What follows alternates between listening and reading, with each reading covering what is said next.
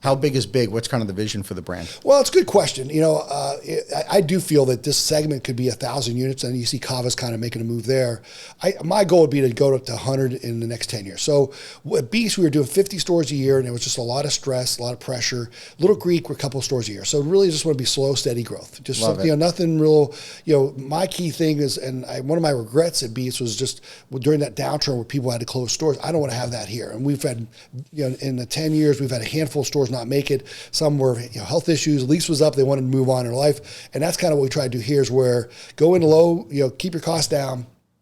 We wait. Sometimes we've been waiting for Brandon. We don't have a site there. We've been waiting for 10 years. We just can't find the right deal on Brandon. So not pushing the growth so fast. And sometimes you get caught up when as a franchisor, we got to do a deal, got to do a deal, got to do a deal. And I-9 is a little different kind of because you guys have more of an area where us having the right location in a retail is extremely important. So that's one of the things we try to do. One of the many reasons why I was excited to bring you on here is your expertise in franchising, not just about Little Greek and the thoughts that. What are your thoughts on where franchisors go wrong? Yeah, with growing and the part of growing too fast. Let's talk about that. Yeah, and that's kind of where as I made a lot of mistakes, and so there's so many things that you can do wrong. And I do feel for folks who try to get out and just start franchising for the first time because you've never been there. And even at Beef O'Brady's, we had Chuck Winship, our CEO, was Steak and Ale, Bennigan's, Yale graduate. We had pretty bright people with a lot of background. We still made mistakes, and so some of the things we did was just growing too fast. We had a good model and we let the model change. And so when I first started Beefs and, we let it go from a $200,000, $300,000 investment up to $600,000 or $700,000. So all of a sudden the numbers start getting a little wonky there. And as far as site locations, one thing Chuck taught me is sometimes when you do a site, you got to think long-term. We had a store, over in, I think we call it Valrico, kind of going out on in Brandon, past towards like Riverview, or not Riverview, Plant City. And so it was a great site. It was a Winn-Dixie Center, end cap. And there's a vacant space in front. Well, I didn't think that 5 years from now, Steak and Shake's going to come in there and block the view. So those are the things where I guess think long term and realize that when you sign up for a franchise, when you sign up for a franchisee, and also when you become a franchisee, these are long term, 10-year, 20-year relationships, and you're like family, good or bad. You're going to have to work together, and so. Look at that, look at your business for the long term and also look at your relationship with the franchisee or the franchisor for the long term as well, because it's very important that it's always going to be some tension as a franchisee and franchisor, but you got to work together. We're in it for the long haul. You're not going anywhere. Right, so, right. Yeah, that's a tough deal sometimes. We hear the old cliche, in business for yourself, but not by yourself.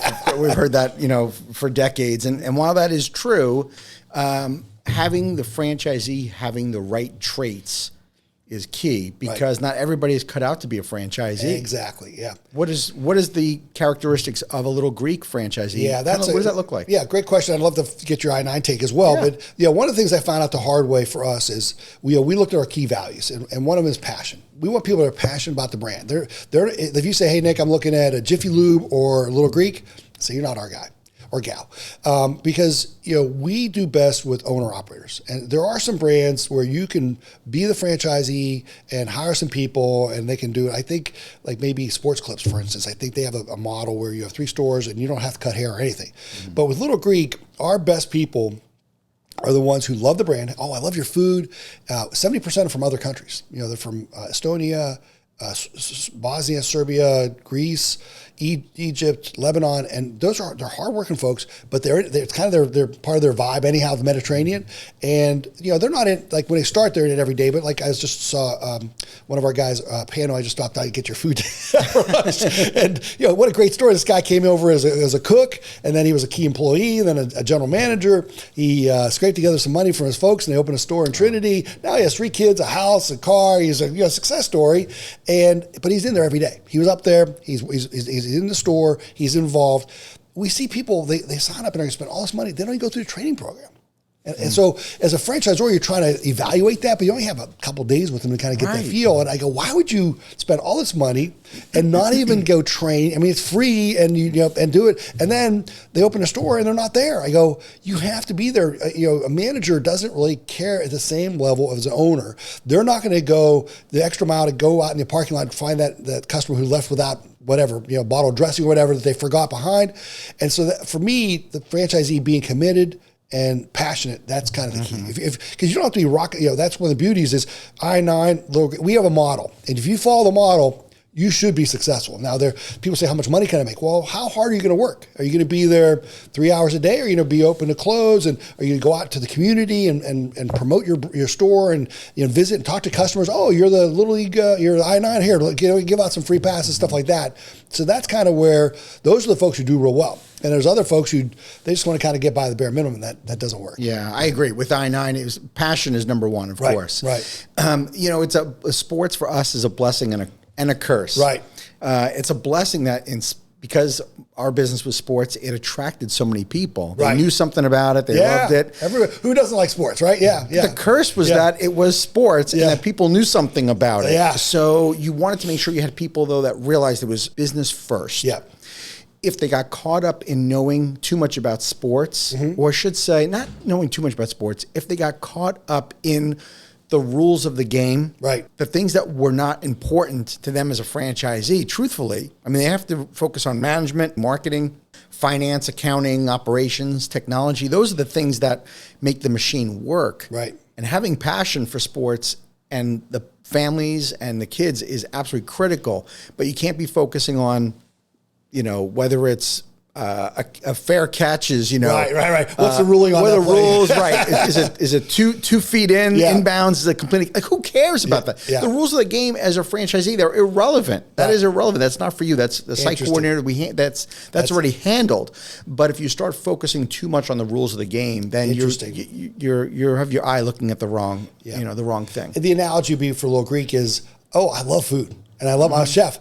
That's not why you're coming here, because we'll let you do some specials, but that's kind of the least of your issues is being a good food person. It's really more you're running a business, and you got to love it because you're in it every day. Yeah, you can't, and we would emphasize that, saying, yes, you can love sports, you can love kids, but at the end of the day, this is your life, right? This is a business. It's relying on you. It's a breathing, living thing, and you have employees that they're living off of you. I mean, you're responsible for them. Yeah, and that is kind of the blessing curse too. Employees can really drive you crazy, and customers. But isn't it kind of cool how many people that you've created, Frank, where you kind of built their house because of your business model and things, and all their employees that go through that. That's one of those things where as a franchisor, you don't really see it, but it really is very rewarding to see people become successful.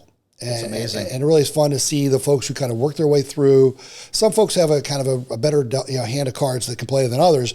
And to see the scrappy ones come in and just scraping them through and getting together, that's just really a lot of fun. I love the scrappy ones, the underdogs, the people that came into our office in Discovery Day, and they just had, the best way I could put it is, they had the eye of the tiger. You knew that they were going to be successful. There was just something about them. They had the it factor. And a couple of franchisees, come to mind when I think about that. And then what I would say is hunger is the number one trait you need to be successful in any business. Right. So it was that eye of the tiger that those folks had. I had mixed success with people that the franchise was purchased for them by their parents or their grandparents. Did you experience the same thing? Same thing. When you have people that don't have skin in the game, it's not the same thing. Right. And so, people say, I'm going to do this. And we had a situation where my son's going to run it. Well, son, we have our first employee meeting. He's late for the employee meeting. I go, your son cannot be late for his own employee meeting. I mean, it's just not going to work. It's ultimately that. But what we try to do, and see, yours a little different deal, because with restaurants, you have a much bigger investment, I think. Sure. Yeah. And so what we try to, if we get them in relatively inexpensively on the investment side, then other franchisees will buy them out and kind of clear up the mess, kind of a thing. And so fortunately, that situation, the franchisee sold it, got all his money out. Another franchisee came in, and the sales have doubled and that's what we see. And I don't know if you've seen that on your side, Frank, with I-9, but you can take exact same store, same location, same equipment, almost the same employees, and put another person in there, all of a sudden sales double. I mean, that's back to your point is they're hungry. Are they out there talking to customers? Do they want the business? We've had some people, they turn their phones off. They turn the catering, the Uber Eats on. I go, it's crazy. Thank you for tuning into the Emerging Franchise Brands podcast. For additional insights, guest applications, and to stay connected, visit us at efbpodcast.com. The The Emerging Franchise Brands podcast is for entertainment purposes only, and the views expressed do not necessarily represent those of Emerging Franchise Brands, its host Frank Fumey, or Emerging Franchise Group LLC.